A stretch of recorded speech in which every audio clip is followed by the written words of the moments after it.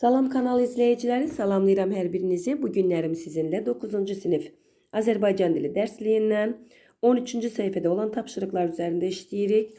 Diqqətli olağın, çox maraqlı tapşırıqlardır. Dəftəriniz, qələminiz qarşınızda olsun, başlayağın. Amma ilk öncə sizdən xahişim olacaq ki, kanala abunə olmadan baxanlar kanalımıza mütləq abunə olun. Dərslərimiz davamlı gəlir. Paylaşmağı və bəyənirsinizsə, təbii ki, videonu bəyənməyi yaddan çıxartmayın. Fikirlərinizi isə yorumlarda gözləyirəm. Başlayırıq. 24-cü tapşırıq. 24-cü tapşırıqda təbii ki, bizə cümlə üzvü olan mübtəda haqqında suallar veribdir. Mübtəda nədir? Ümumiyyətlə, mübtəda haqqında sizə bir məlumat verim. Ondan sonra biraz məlumat verim. Ondan sonra burada boşluqları doldurağın. Mübtəda nəyə deyilir? Xatırladım sizə. Yəni, yadından çıxanlar, mübtəda haqqında məlumatdan biraz deməli, bir xəbər olanlar. Mübtəda cümlənin baş üzvüdür. Yadınızda qalsın. Cümlənin baş üzvüdür. Deməli, hərəkət və əlamət xəbərlə müəyyənləşən şəxsi əşyanı bildirir. Yəni, mübtəda əşyanın adını bildirir deyə bilərik. Şəxsin adını bildirir. Deməli, mübtəda hansı suallara cavab verir? Kim, nə, hara suallarından birinə cavab verir? Yadınızda qalsın, cümlənin baş üzvüdür. Heç bir üzvdən asılılığı yoxdur mübtədanın. Heç bir üzvdən asılılığı yoxdur. Mübtəda ismin adlı qalında olan sözlərlə, söz birləşmələri ilə ifadə olunur. Hansı halda adlı qalında? İsmin adlı qalında ifadə olunan, adlı qalında olan sözlər və söz birləşmələri ilə ifadə olunur. Yadınızda qalsın. Mübtəda cümlədə haqqında danışılan şəxs və ya əşyadır. Cümlədə kimdən danışırsansa, o danışdığın şəxsdir, əşyadır. Deyir ki, ana oğlunu xəbərdar etmədi. Kim xəbərdar etmədi? Ana. Biz ana haqqında danışırıq da, düzdür? Deyirik, ana oğlunu xəbərdar etmədi. Kim? Ana. Və yaxud kitab stolun üstündədir. Nə? Kitab. Kitabdan danışıram da. Hardadır? Stolun üstündədir. Nə? Kitab. Kitab. Nə sualına cavab verdisə, mübtədadır. Deməli, kim, nə, hara suallarından birinə cavab verir. Və cümlənin ən müstəqil üzvüdür. Mübtəda cümlənin ən müstəqil üzvüdür. Heç vaxt, heç bir cümlə üzvündən asılı olmur. Yadınızda qalsın. Və mübtəda təyinlə yanaşma əlaqəsində ola bilir. Xəbərlə uzlaşma əlaqəsinə girir. Və hər iki halda da istəyir təyinlə olsun, istəyir xəbərlə olsun. Hər iki halda da mübtəda əsas olur. Yadınızda qalsın. Mübtəda təyinlə yanaşma əlaqəsində olur, xəbərlə isə uzlaşma əlaqəsinə girir. Hər iki halda da əsas, deməli, mübtəda əsas tərəf olur. Deyirsən ki, mübtədanın ifadə vasitələri nədir kimi bir sual qarşımıza çıxanda yadınızda qalsın ki, mübtədanın dedik ki, ifadə vasitəsi kimi adlı qalda olan sözlər və söz birləşmələri ilə ifadə olunur. Bu ayrı. Amma mübtəda cümlədə dedim, məsələn, ana oğlunu xəbərdar etmədi. Kim? Ana. Ana burada nədir? Nitq hissəsi kimi isimdir, düzdürmü? Kitab stolun üstündədir. Nə? Kitab. Nitq hissəsi kimi nədir? İsimdir. İndi deyirik ki, məsələn, isimlə ifadə oluna bilir. Əvəzliklə deyirik, hamı gəlmişdi. Kim gəlmişdi? Hamı gəlmişdi. O oxuyur. Kim oxuyur? O oxuyur. Bu şəkildə sayla ifadə oluna bilir. Məsələn, 10-cular məktəbin həyətinə yığışdılar. Kimlər 10-cular? Bu il 9-cular və 11-cilər imtahan verəcək. Kimlər 9-cular və 11-cilər? Görürsünüz, yəni isimləşir və cümlədə mübtəda olur. Sonra fe'li sifət ola bilir, məsdərli ola bilir, zərfli ola bilir. Zərfli olanda deyirsiniz ki, necə deyə bilərik? Ora mənim şəhərimdir. Bakını nəzərdə tutursan. Ora mənim əziz şəhərimdir. Hara? Ora. Yəni, Bakıdan sən qəriblikdə olursan, qərib bir ölkədə olursan və yaxud ora mənim vətənimdir, ora mənim yurdumdur, ora mənim elimdir, obamdır. Hara? Ora. Ora görürsünüz, burada deməli, zərflə ifadə olunur və burada olur cümlə üzvü kimi və birinci növ, ikinci növ, üçüncü növ söz birləşmələri ilə də ifadə olunur. Deyirsən ki, sənin fikrin mənim üçün çox maraqlıdır. Nə sənin fikrin maraqlıdır mənim üçün? Nə sənin fikrin? Görürsən, sənin fikrin burada nədir? Üçüncü növ təyinin söz birləşməsi kimi gedir. Yəni mübtəda haqqında bu qədər sizə məlumat verdim ki, mübtədanı yaddan çıxaranlar yadınıza salasınız. Mənə elə gəlir ki, yetərincə məlumat verdim. Gəlin indi bu hissələrdə nə olacağını əvvəlcə videonu söndürün, özünüz artıq doldurun. Sonra görək o boşluqlarda mənimlə bərabər işlədikləriniz üst-üstə düşürmü? Burada nə deyir bizə? Deyir ki, verilmiş hökm, bircə dəqiqə yüklənmə geçsin.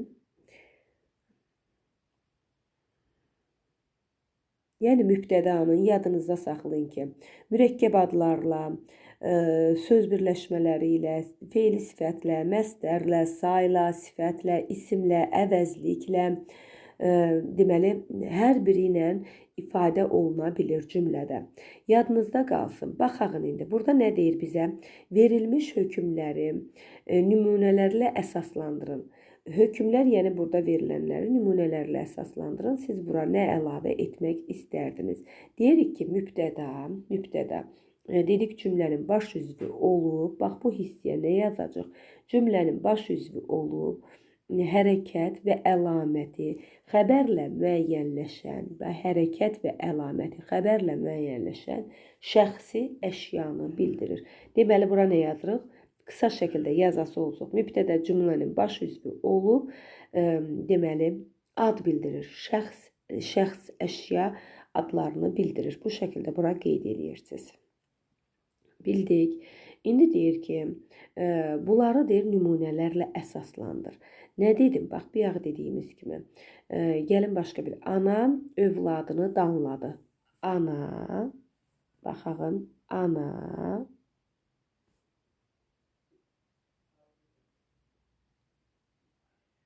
övladını danladı. Danladı. Nə etdi? Danladı. Kim? Ana. Kimi? Övladını. Burada ana nədir? İsimdir. Və kim sualına cavab verdi? Düzdür. Nitq hissəsi kimi isimdir. Amma cümlə üzvü kimi nədir? Mübtəda. Mübtədadır. Deməli, ana övladını danladı. Kim? Ana. Burada mübtədadır. Deməli, mübtəda hansı suala cavab verdi? Kim sualına cavab verdi? Ona görə də yazırıq ki, ona görə də qeyd edirik ki, mübtəda, baxın, bura cavab verdik, hə? İndi bunu sübut elədik. Yuxarını sübut elədik və ikinci yerə nə düşəcək? Kim, nə, kim, nə, hara? Kim, nə, hara suallarından birinə cavab verir. Bunları qeyd edirik. Deməli, üçüncü sual. Gəlin, deməli, üçüncü sualda nə deyir? Bizə cümlədə mübtədanın ifadə vasitəsini soruşur ki, mübtəda cümlədə nə ilə ifadə oluna bilir? Ümumiyyətlə, yadımızda qalsın ki, mübtəda, deməli, ismin adlıq halında olan sözlər və söz birləşmələri ilə ifadə olunur. Ona görə də mübtəda cümlədə söz və söz birləşmələri ilə ifadə olunur. Söz və söz birləşmələri ilə. Mübtəda cümlədə söz və söz birləşmələri ilə ifadə olunur. Hansı halda olan? Yalnız ismin adlıq halında olan söz və söz birləşmələri ilə ifadə olunur. Sonra bizdən soruşur, sifət cümlədə mübtəda vəzifəsində çıxış edir. Bu sifəti qoyub ki, yəni bunu davam etdirək biz. Sonra nələr cümlədə mübtəda vəzifəsində? Cümlədə adətən mübtəda vəzifəsində çıxış edir. Əsasən və yaxud da əsasən hər ikisini qeyd edə bilərsiniz. Əsasən mübtəda vəzifəsində çıxış edir.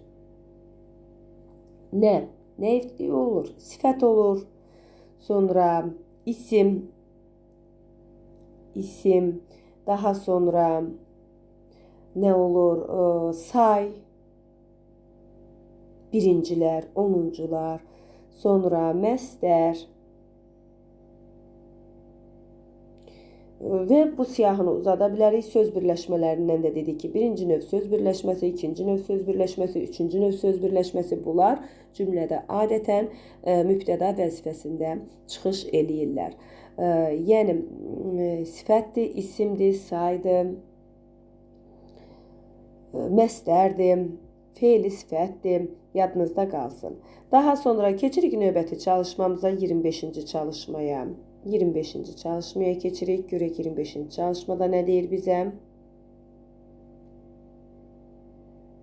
Burada deyir ki, sonra necə düşünürsünüz? Mübtədanın müxtəlif söz və birləşmələrlə, 25-də yox, hələ bu yuxarıda bura qalıbdır. Müxtəlif söz və söz birləşmələri ilə ifadə olunmasının praktik əhəmiyyəti nədir?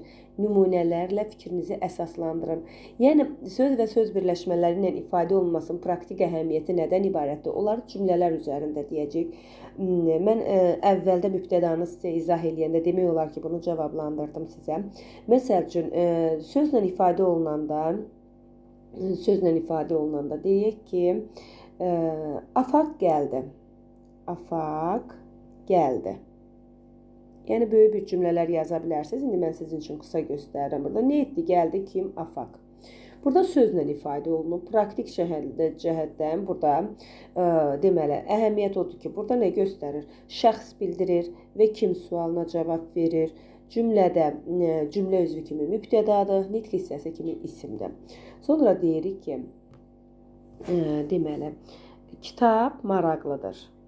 Kitab maraqlıdır. Necədir? Maraqlıdır. Nə? Kitab. Sualı nədir? Cümlədə yenə də isimdir və nitq hissəsi kimi isimdir və cümlə üzvü kimi mübtədadır və nə sualına da cavab verir. Və yaxud başqa işlədə bilərik ki, sifət kimi deyə bilərik ki, sifət kimi nə deyə bilərik?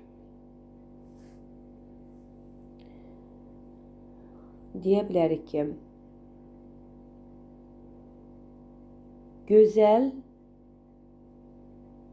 gözəllər gülüşdülər. Gözəllik müsabiqəsidir. Gözəllər yığılıbdır. Gözəllər gülüşdülər. Nə etdilər? Gülüşdülər kim? Gözəllər. Burada gözəl nədir? Nitq hissəsi kimi götürsək, nitq hissəsi kimi sifətdir. Amma cümlə üzvü kimi mübtədadır. Kim? Gözəllər. Yenə sual verəndə nə deyirik? Kim deyə sual veririk. Kimlər? Gözəllər. Amma deməli, nitq hissəsi kimi sifətdir. Və yaxud say olsun. Və yaxud say olsun. Say olanda nə edəcək? Götürəcək ki, 10-cular gəldilər. Gəldilər kim? 10-cular. Burada da saydı. Gördüyümüz kimi saydı. Kim? 10-cular. Sual da verəndə nə olur? Kim? Bu şəkildə. Başa düşdük? Düşdük. İnşallah ki. Söz birləşməsi də deyəndə, söz birləşməsində nə edirik? Söz birləşməsi kimi götürürük də. Deyirik ki, sənin fikrin mənim üçün önəmlidir.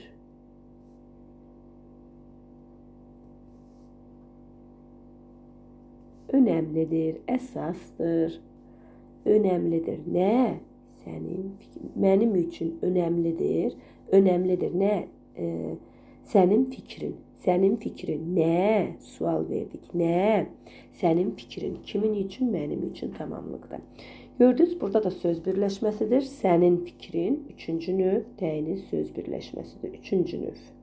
Bildik. Bu qədər. Yəni, praktik cəhətdən əhəmiyyəti budur ki, burada mübtəda söz birləşməsi ilə, üçüncü növ təyini söz birləşməsi ilə ifadə olunmuşdur. Keçirik növbəti tapşırığa. Növbəti tapşırıqda bizdən nə istəyir? Mətn veribdir və mətndə ardıcıllığı bərpa etməliyik. İlk öncə baxırıq. Ardıcılığı necə götürə bilərik? Bax, buradan oxuyaq.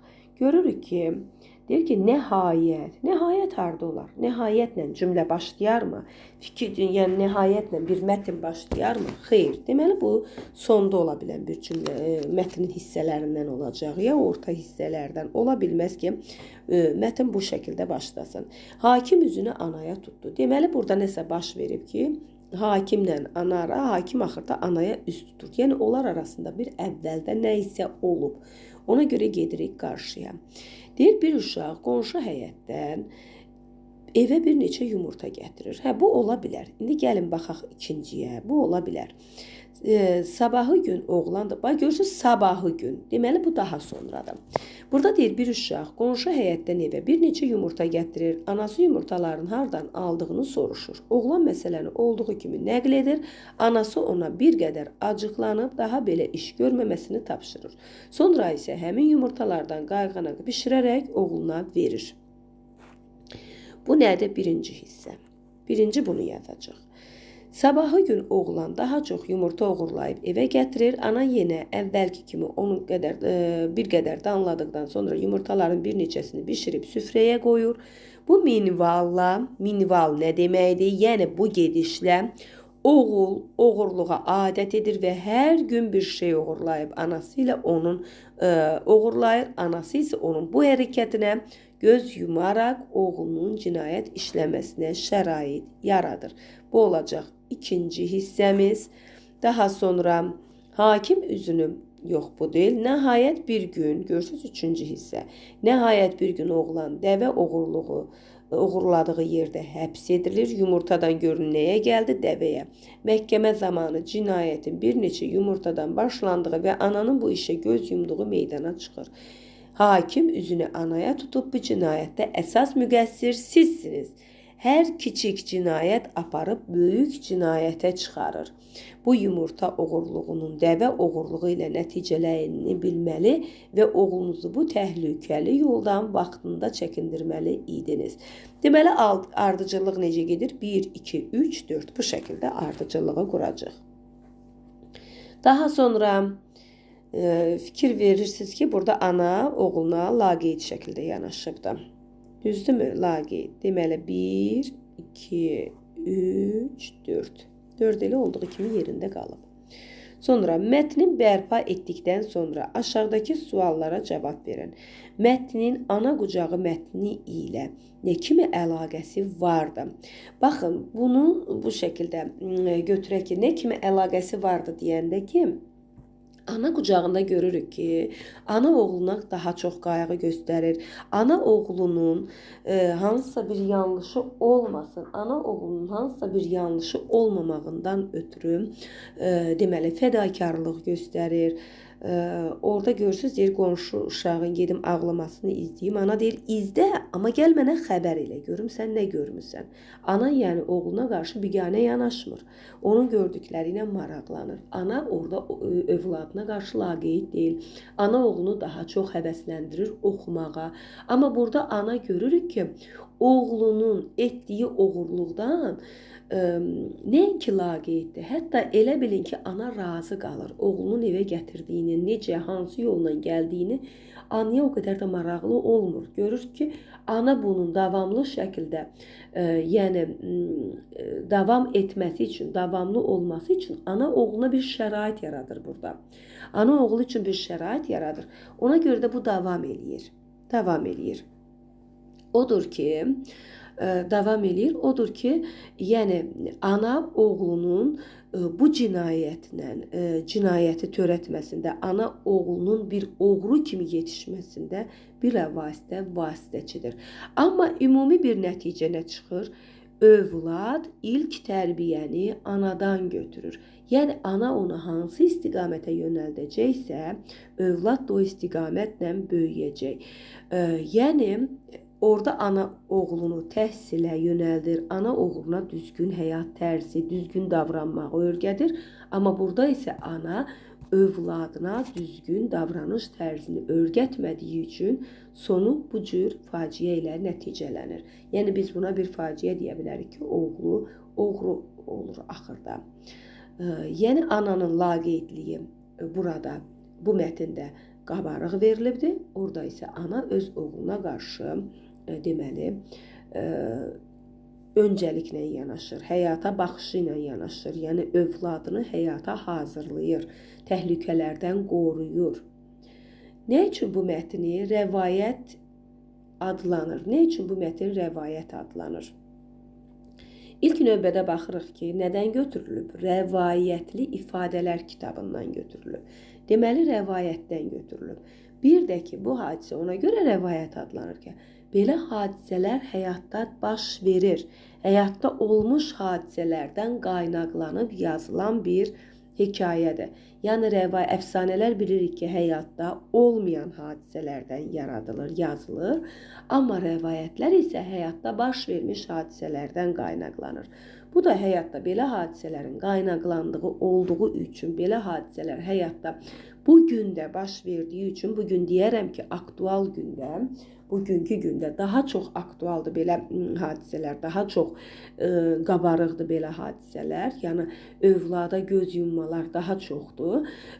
Bunlar, ona görə də bu hadisə həyatda baş verən hadisədən qaynaqlandığı üçün rəvayət adlandırılır. Rəvayət adlandırılır. Daha sonra, burada növbəti səhifədə həmən mətnlə əlaqəli suallar var. Hansı ad mətnə daha uyğundur? Hansı ad? Burada qoyub ki, ən böyük bəla oğurluqdur. Ən böyük bəla oğurluqdur adını veribdir. Bir də veribdir ki, dəvə oğurluğu yumurta oğurluğundan başlayır. 2 ad veribdir mətnə. Burada ən böyük bəla, deməli, ən böyük bəla oğurluqdur. Mən bunu götürərdim. Niyə görə? Çünki ən böyük bəla oğurluqdur. Bunu götürərdim. Niyə görə? Çünki bütün bəlalar, yəni oğurluğun heç bir yaxşı tərəfi yoxdur da. Yəni, onun bir yaxşı tərəfi varmı? Yoxdur. Onun özü də böyük bir oğurluq bəladır. Adətən belə bir atalar misalı var. Deyirlər ki, kitab oğurlusuna oğru demirlər də. Kitab oğurlusuna oğru demirlər. Belə bir atalar sözü var ki, kitab oğurlamaq oğurluq sayılmır. Amma təbii ki, əgər mən onu kitabı dükandan oğurluyuramsa, digər bir yerdən oğurluyuramsa, o artıq insanın əli ona alışacaq. Hardasa müasir dövrümüzdə bu atalar sözü ilə də razılaşmamaq olur. Yəni, oğurluq elə bir şeydir ki, insanın əli ona alışır. Oğurluğun bir yaxşı tərəfi yoxdur. Ən böyük bəla oğurluqdur deyə mən bu adı götürərdim. Dəvə oğurluğu yumurta oğurluğundan başlayır. Mətnə daha uyğundur deyəndə, yəni bu dəvə oğurluğu yumurta oğurluğundan, yumurtadan digər oğurluqlara görürük ki, orada keçir və oradan da dəvə oğurluğuna gəlir. Bu adı da müəyyən qədər götürmək olar. Yəni, o yumurtadan başladı da, kiçik biznesini yumurtadan qurdu, deyərik, oğurluq biznesini. Sonra dəvə oğurlayanda artıq tutuldu. Dəvə böyük raxı gözlə görünür, yumurtanı oğurlayıb cibinə qoyub görünməyibdir. Amma ki, yenə də burada ən böyük bəla oğurluqdur deyib, bu adı verməyi daha uyğun bilirəm. Amma özümüzdən müəllim istəsək ki, hansısa bir adı mətnə vermək istəsək, verə bilərik ki, təhlükəli yolda yürüyən uşaq, məsələn, belə bir ad verərdim. Təhlükəli yolda yürüyən uşaq.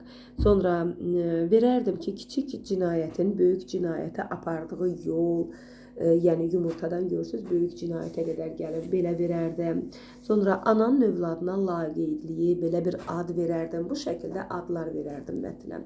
Daha sonra növbəti suala baxaq. Növbəti sualımız. Aşağıdakı hökmün düzgün olduğunu əsaslandırın.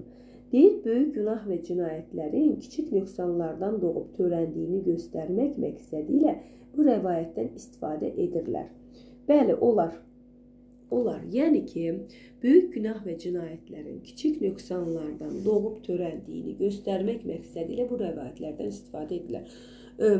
O böyük günaha gəlib çıxana qədər, böyük cinayətə gəlib çıxana qədər, təbii ki, bu, deməli, bu kiçik bir nöqsanlardan keçib də, kiçik günahlardan keçib. Ən azından o günahı eləyənə qədər bu insan bir dəfə ömründə yalan danışırdı. Bu insan yalan danışır. Deyərsiniz ki, müəllim, yalan danışmayan insan varmı? Elə insan var ki, məsələn, yalan danışmır. Deyir ki, yalan danışmıram, amma düzdür, indi insan ömründə yalan bir dəfə də olsun yalan olur. Məsələn, elə şeylər var ki, məsələn, onlara da biz deyirik də yalanlar. Məsələn, heç yaxşı deyilik, amma soruşan qarşı tərəfə deyirik ki, yaxşıyıq. Bu hər gün hər kəsin işlətdiyi bir yalan kimi də götürülə bilir. Amma bir də var ki, bir cinayət törətmək üçün yalan danışmaq, kimdəsə nəyisə görürsən, bir cinayəti görürsən, sən onu danışmırsansa, onun özü bir yalandır. Sən səhər büxtələşirsən, qorxmursan və gedib böyük bir günah işlədirsən. Deyirsən, o elədi də, ona heç nə olmadı, düzdür, mən eləyəndə nə olacaq ki, gedib sən də eləyirsən. Amma sonradan gəlib böyük bir insan kimi yetişirsən, günahkar olursan, oğru olursan və onun üçün də belə rəvayətlərdən istifadə edirlər. Bəli, bu razılaşıram ki, kiçik nöqsanlardan böyük günahlara qədər gedib çıxmaq olur. Yəni, vaxtında özünə pis vərdişlərə yox deməyi bacarmalısan. Sonra tələffüz formasında verilmiş sözləri seçib düzgün yazılışlarını deyir, göstərin. Göstərəyin tələffüz formasında verilmiş sözlərə. Qayıdırıq mətnə. Burada verilib bizə hansı sözlər verilib? Baxın, bizə deyir ki, burada uşaq sözü verilib. Uşaq deyirik, amma yazanda uşaq yazırıq. Qıyla daxırım. Bir neçə yumurta gətirir. Yumurtanı hardan aldığını məsələnin olduğu kimi nəql edir. Bir qədər acıqlanıb sözündə acıqlanıb olmalıdır. Burada x yazılıbdır, amma biz yazmalıyıq. Acıq, q olmalıdır. X-nın yerinə q qoyacaq. Acıqlanıb. Amma orada deməli deyilişdə acıqlanıb deyirik. Görməməsini tapşırır. Həmin yumurtalardan qayğanaq bişirərək oğluna verir. Oğurlayıb. Oğurlayıb sözündə oğur lı olacaq. Oğur, birinci oğur, ikinci lı olacaq. Oğurlayıb olacaq. Oğurlayıb deməli evə gətirir. Anası yenə əvvəlki kimi onun lığım o qədər gözəl çıxdı ki, oğur, bu ikinci lığının yerinə lı yazacaq. Oğurlayıb evə gətirir. Ana yenə əvvəl kimi onu bir qədər danladıqdan sonra danladıq yox, danladıq q olacaq burada. Danladıqdan sonra anası onu bir qədər danladıqdan sonra baxın, danladıqdan sonra yumurtalardan bir neçəsini bişirib süfrəyə qoyur. Bu minvalla, minval dedim gediş deməkdir, düz yazılıbdır. Oğurluğa adət edib hər gün bir şey oğurlayır. Anası onun bu hərəkətlərinə göz yumaraq oğlun cinayət işləməsinə yumaraq. Burada da nə olacaq? Q olacaq. Yumaraq işləməsinə şərait yaradır. Nəhayət bir gün oğlan dəvə oğurladığı yerdə həbs edilib. Məhkəmə dalında cinayətin bir neçə yumurtadan başlandığı və ananın bu işə göz yumduğu meydana çıxır. Hakim üzünə anaya tutub cinayətə əsas müqəssir sizsiniz. Hər kiçik cinayət aparıb böyük, burada da böyük ki olacaq. Cinayətə çıxarır. Siz yumurta oğurluğunun dəvə oğurluğu ilə nəticələnəcəyini bilməli və oğlunuzu bu təhlükəli yoldan vaxtında çəkindirməli idiniz. Deməli, bu qeyd etdiyimiz yerlərdə hərf dəyişiklikləri baş verəcək. Bunlar sözlərin tələffüz qaydalarıdır ki, bizə verilibdir. Daha sonra hansı çərçivədə deyir, hansı çərçivədə vergül işarəsinin qoyulmasında səhv var. Mən buna öncədən burada baxmışdım. Bütün yerlərdə vergül işarələri düzgün qoyulubdur. Burada elə oxuyan kimi bayaq oxuyanda gözümə o dəqiqə çapdı ki, burada vergül işarəsi qoyulmamalıdır. Gözləyirdim ki, belə bir tapşırıq çıxacaq. Siz yumurta oğurluğunun dəvə oğurluğu ilə nəticələnəcəyini bilməli və oğlunuzu bu təhlükəli yoldan vaxtında çəkindirməli idiniz. Siz burada vergül qoyulmayacaq, çünki buradakı siz müraciət deyil, sadəcə deyir ki, siz bunu etməməli idiniz, çəkindirməli idiniz. Burada vergül qoyulmayacaq. Digər yerlərdə isə vergüllər hər biri düzgün qoyulubdur. Deməli, hər biri düzgün şəkildədir. Bircədən burada qoyulmayacaq, çünki müraciət bildirmir. Daha sonra cümlələrdə mübtədaları seçib onların ifadə vasitələrini müəyyənləşdirin. 26-cı tapşırıqda baxırıq. Burada başqa heç nə verməyib ki, mətnlə əlaqəli bizə. Yox. Deyir ki, insan bu dünyada daimi yaşar, yurdunda bir övlad qalsa yadigar. Nə edər yaşar? Kim? İnsan. İfadə vasitəsi nədir bunun? İfadə vasitəsi nədir? İnsan isimlə ifadə olunub. Sual verir. Kim? Kim? İnsan. İfadə vasitəsi isimdir. Cümlənin üzvü kimi də mübtədadır. Sözün də su kimi lətafəti var. Deməli, yox. İnsan bu dünyada daimi yaşar. Yurdunda bir övlad qalsa yadigar. Yaşar kim? İnsan. Ne zaman? Harada? Dünyada. Hansı dünyada? Bu dünyada necə daimi? Yurdunda bir övlad qalsa yadigar. Ne etsə qalsa, necə yadigar? Kim? Övlad. Övlad. Burada da yenə kim? Övlad. Nə ifadə olunub? İsimlə. Sözün də su kimi lətafəti var. Hər sözü az demək daha xoş olar. Var. Lətafəti var. Sözün lətafəti var. Sözün lətafəti. Söz birləşməsidir. Üçüncü növ söz birləşməsi ilə ifadə olunub. Nə yazacaq bura? Var. Nə? Sözün də su kimi lətafəti. Sözün lətafəti. Söz birləşməsinin arasına müəyyən sözlər giribdir. Sözün lətafəti nə? Sual veririk. İfadə olunub. İfadə vasitəsi nədir? Üçüncü növ təyini söz birləşməsi. Təyini söz birləşməsi. Bu təyini söz birləşməsinə ismi birləşmə deyirlər. Yadınızda qalsın. Üçüncü növ təyini söz birləşməsi ilə ifadə olunub. Daha sonra keçirik növbəti suala. Növbəti suala. Sildim buraları. Yəni yazmayanlar videonu saxladıb baxsınlar. Hər sözü az demək daha xoş olar. Daha xoş olar nə? Hər sözü az demək. Nə daha xoş olar? Xoş olar. Nə? Hər sözü az demək. Nə? Sual verirəm. Nə? Hər sözü az demək. Burada nədir? Yenə də söz birləşməsi, məsdər tərkibi. Hər sözü az demək. Məsdər tərkibi ilə ifadə olunubdur. Nə ilə? Məsdər tərkibi. Məsdər tərkibi ilə hər sözü az demək. Daha sonra dostu olmayan bu dünyada qəribdir. Qəribdir. Kim? Dostu olmayan. Bax, sual verdik. Kim? Dostu olmayan. Nə ilə ifadə olunubdur? Feili sifətlə. Feili sifətlə. Sonra sənətin qayəsi gözəllik, əxlaqın qayəsi isə yaxşılıqdır. Nədir? Gözəllikdir. Nə? Sənətin qayəsi.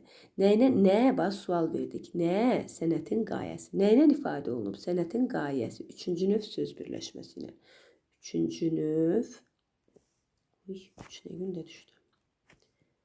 Aha. Üçüncü növ söz birləşməsi. Söz birləşməsi ilə. Əxlaqın qayəsi isə yaxşılıqdır. Nədir? Yaxşılıqdır. Nə? Əxlaqın qayəsi. Bu da nədir? Yenə söz birləşməsidir və üçüncü növ söz birləşməsi ilə ifadə olunubdur. Başa düşdük? Yəqin ki, başa düşdünüz. Burada başa düşülməyən heç bir şey yoxdur. Bədii ədəbiyyatdan cümlələr seçib nümunələrin sayını artırın deyir. Nümunələrin sayını hər hansı bir mətndən götürüb artıra bilərik. Elə aşağıdakı bir mətndən götürəyin, artırağın. Deyir ki, burada qoy baxam görüm nə cümləsi var. Çökürdü yavaş-yavaş Təbrizin üzərinə. Deməli, Şəhriyar anasının bu soyuqluğuna dözə bilməyib, soyuqluğuna dözə bilmədi yazın. Bax, Şəhriyar anasının bu soyuqluğuna dözə bilmədi yazın. Dözə bilmədi. Nə etdi? Dözə bilmədi. Kim? Şəhriyar. Nə edib? Sual verir. Kim? Şəhriyar. Nə ilə ifadə olunub? Xüsusi isimlə. Xüsusi isim. Şəhriyar nədir? Xüsusi isimdir.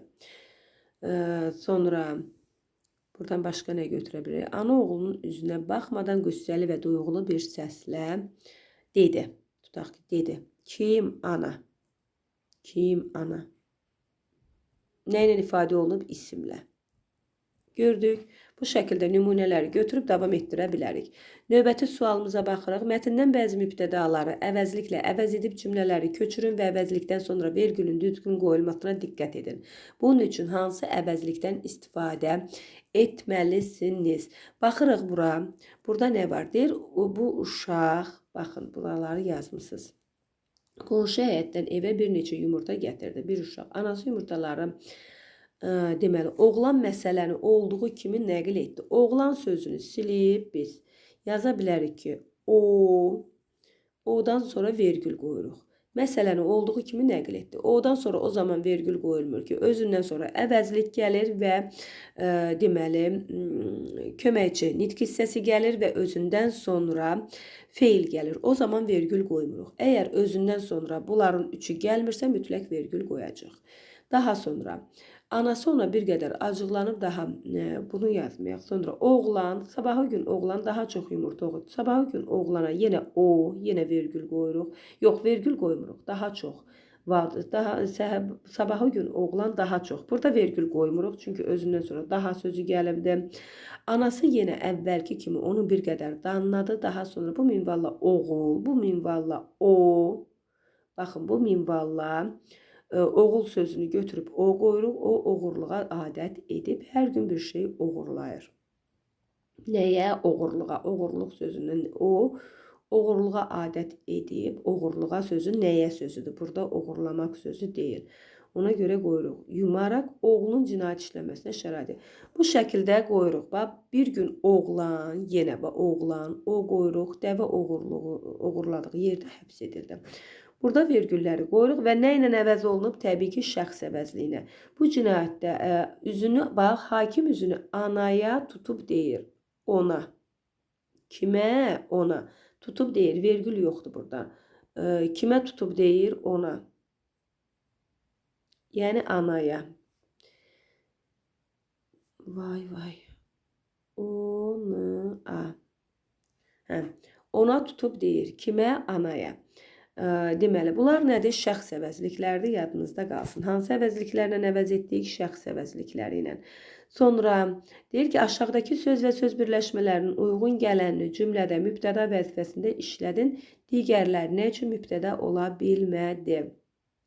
28-ci tapşırığı növbəti videoda sizin üçün edəcəm. Mətnə aid olan tapşırıqlarımız bu qədər.